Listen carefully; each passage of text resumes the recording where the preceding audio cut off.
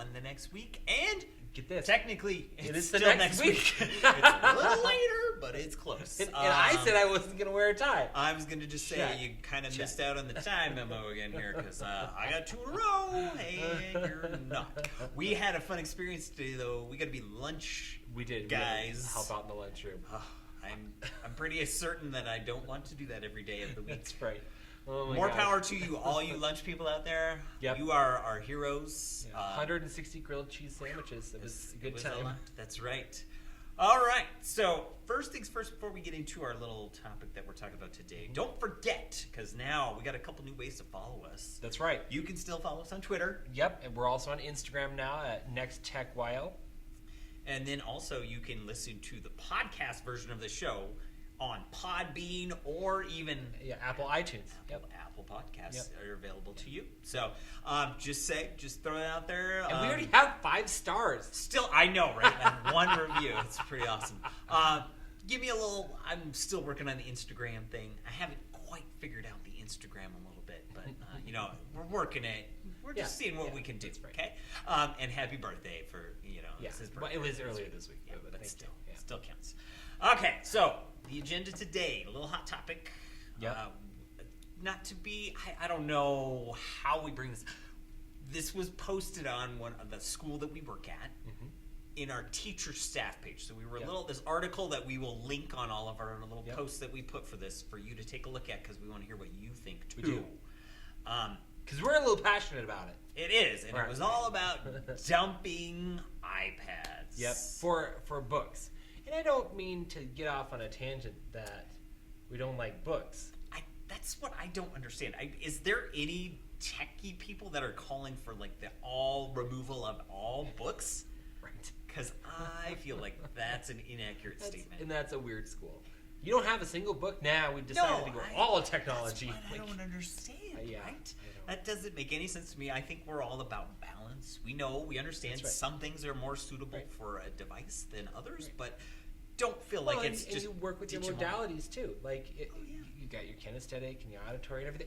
You play into whatever need the kid has. And when you bring up student-centered learning, just going, we're going to get rid of tech and only bring in books. Well, are you truly, focusing on your students' needs, or are you, prioritizing some sort of business need over the actual needs of the students? I feel like maybe that's a little bit of it's the easiest thing to do, or we can point our finger at something when the kids aren't doing what we want them to do, kind of thing. I totally agree. Because I feel like I know there's that big argument somewhere out there where kids are out of control of their devices or whatever it is, and maybe eventually that's something else we have. But can you just ignore 21st century learning?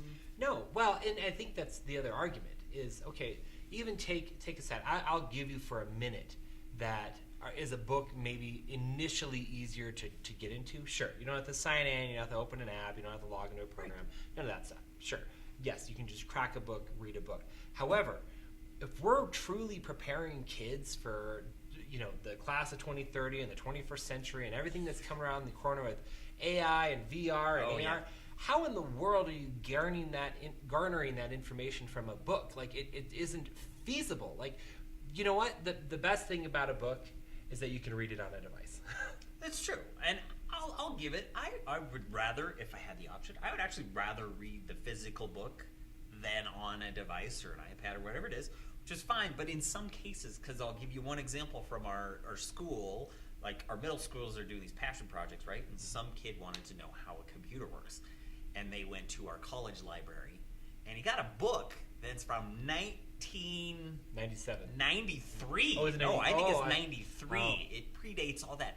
So, because then a CRT monitor. And, between that, I'm going, I don't think that's your best resource for this topic. I know you want to know how computers work, and I'm sure there's some similarities there, but you're not going to find exactly what you're looking for. No. It's ridiculous. Yeah. So, anywho, we want to get your feedback on this article too. Exactly. And I think the one thing that we've got to go towards is the bottom end. If this is a problem, and maybe it is, and I understand that there can be, because I think any school that has one-to-one probably at some point runs into some issues with kids going places they're not supposed to go and this and that, and the IT department has some work to do in regards to that. and that's a frustration and a headache. But I think a lot of it has to do with teachers that are not ready to jump on the bus. I'd agree with you. Yeah, I think. Well, and I think it's multifaceted because it's not only just teachers. I also think that there's a group. I'm going to call them a horde. There's a horde of parents out there that don't want to get on the bus either, and they will complain and say, "Oh, my child's screen time this," or "Oh, my child on a device that," and we're using. I don't know if there's schools out there that are doing it the wrong way, because I would hope not, but for the majority of what we do, you use it for constructive purposes and consuming purposes. It's not that the device is the 24 hours a day, 7 days a week go-to. Oh, no, yeah. It's that harmony, that balance in terms of the school day to make sure that they're doing what they need to be able to do. But I think there's a huge disconnect between this group of parents and these teachers that don't necessarily want to adopt those 21st century standards.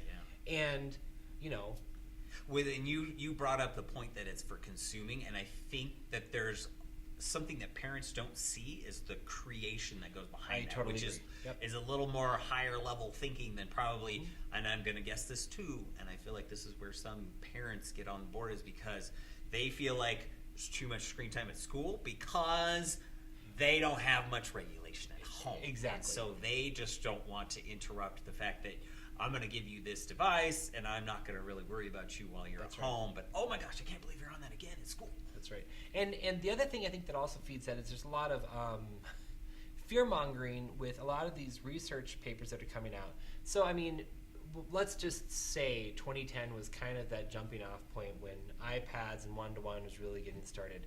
And so it's been 10 years. And do we have any long-term data? And technology in the last 10 years, I mean, if we're being changed a lot. Real, it's changed significantly. Yeah. So, you're getting these studies in the last 5-ish years talking about how maybe it's affecting brain development and maybe it's affecting this. Like, we really don't know. So it's this fear-mongering component of some of these potentially universities or whatever these studies are coming from. I can think of a few. And it's not necessarily based on solid data. It's based on what we figured out a couple of weeks ago, and it might not prove to be true. It's kind of like that age-old, like, remember they didn't want you to eat eggs, and then they did want you to eat eggs, and then they didn't want you to eat eggs, and then the eggs you are can make good an for you. argument for a bunch of stuff. Basically. Yeah. It's like you haven't really had enough time to fully investigate and study the effects of devices on kids. Exactly. And that doesn't mean, though, that you should let them do it 24 hours a day. Like, I'm not trying to advocate for that. No. But this harmony that needs to exist, it's not letting your kid come home and play the whole time they're home on video games. Like, believe me, I'm a gamer, and my kids do play video games.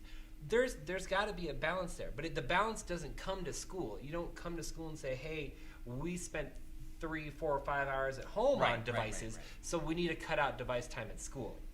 Exactly. And I think one of the things, I mean, we're in kind of a situation where we have an opportunity for between you and I in our school and I'm thinking a lot of schools have this tech integration piece where you have like specialized people who go to classrooms to like make sure that is meaningfully being done inside of a classroom and saying, here you go. But if your teachers don't know what to do with these devices, and you've got a one-to-one program, you need to get them training. Like, there needs to be some sort of training or resource. Then they're all over the place, guys. There's so many places you can go to learn.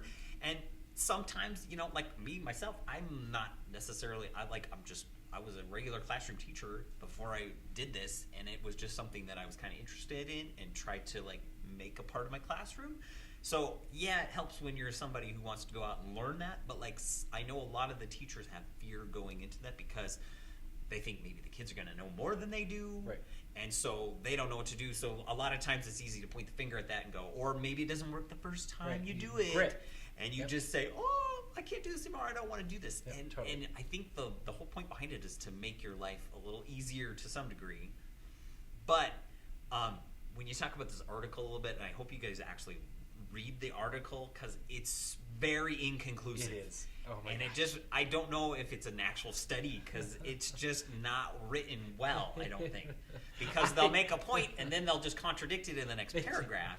And It reminds me of when I was in high school and going through debate rounds, like people who just like hodgepodge a case together, and you're like, you're countering your own, like, I don't know, an argument to make. You're just stuck in the washing machine, Yeah. and it's very Yeah. wishy-washy. And so, and it's not to blame these people who wrote this article, but I think No. what they're doing is, until we have a study where we can show the effects on every kid, every study I think is going to have something Right. like this, where it's going to be like somewhat inconclusive.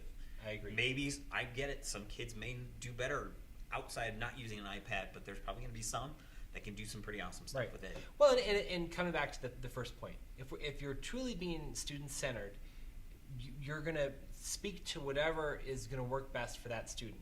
And that might mean, you know what, this student specifically for this type of work Right. needs a book. And I think that's totally fair. But to again, pass the buck and say, oh my gosh, we got to kick devices Yeah. out, like that doesn't make sense. Or just rob those other kids that may have a better Exactly. idea of that opportunity. Not very cool, if you ask me. I I don't think this is the answer. And please weigh in the comments, whatever you feel like. I mean, we just want to kind of hear. Yeah, we'd is like to there have a nice anywhere? discourse Do about you it. know places in this? We have to say this is from Australia. So I mean, it's not like this. We don't know if this is You happening think in they'd the be United preoccupied. States. I know. Well, they feel like they're kind of like cutting edge. I've seen before too. Yeah, So it's yeah. kind of surprising that this was from there. Right. But is this happening? Does anybody out there in the United States, is this a problem or an issue that you guys are experiencing? Tell us about that too, because we're curious and we want to know. But like, this is us, and if you need some resources to where to like look for teacher resources, like we have access to a lot of those too, Oh, yeah. and we can point you in that direction. And a lot of people on Twitter, Instagram, teachers out there all over the place are more than willing to help out in any way, shape they can. Well said. All right. Mhm. Don't forget, Next Tech YO, That's right. Indri saying, at Mr. Gallus. Find us, listen to the podcast, Instagram, Twitter. Yep. All right. Comment back. Next week. Yeah, that's we'll right. See you again. Bye. Yeah. Bye.